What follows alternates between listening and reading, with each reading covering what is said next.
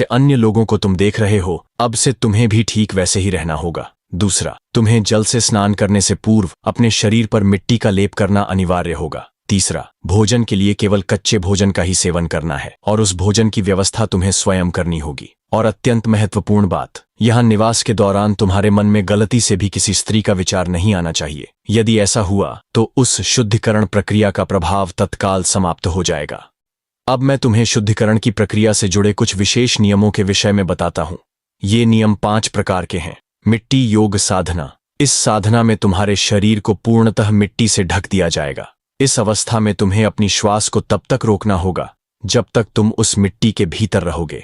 पशु सेवा साधना। इसमें तुम्हें पशुओं में सर्वाधिक पवित्र मानी जाने वाली गौमाता की पूजा और सेवा करनी होगी।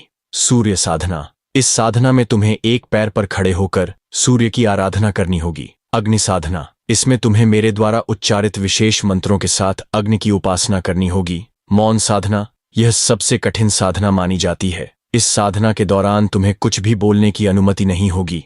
यह साधना अत्यंत कठोर इसलिए है क्योंकि यह तुम्हारे प्रतिदिन के सभी क्रियाकलापों में सम्मिलित रहेगी। अर्थात तुम जब तक इस आश्रम में रहोगे, आगामी 3 मास तक मौन अवस्था में ही रहना होगा। अब मैं तुम्हें इस शुद्धिकरण प्रक्रिया के होने वाले लाभ भी बता देता हूँ। पहला, इस साधना से तुम्हारा शरीर और आत्मा दोनों पूर्णतः पवित्र हो जाएंगे, जो तुम्हें किसी भी बुरी शक्ति का सामना करने में सक्षम बनाएगा। दूसरा, यदि तुम्हारे ऊपर किसी बुरी शक्ति का आक्रमण होता है तो उसका प्रभाव तुम्हारे शरीर पर अवश्य होगा, परंतु तुम्हारी आत्मा पर उसका कोई प्रभाव नहीं पड़ेगा। अर्थात तुम्हारी आत्मा तुम्हारे शरीर के नियंत्रण में बनी रहेगी। तीसरा, यदि तुम्हारी मृत्यु हो भी जाती है और तुम्हारे शरीर को सुरक्षित स्थान पर संरक्षित रखा जाता है तो लंबे समय के पश्चात भी तुम्हें पुनः उसी अवस्था में जीवित किया जा सकता है, और वह भी उसी आयु में जिस आयु में तुम्हारी मृत्यु हुई होगी। और यदि इस प्रक्रिया को निरंतर जारी रखा जाए तो व्यक्ति की आयु दीर्घायु हो जाती है।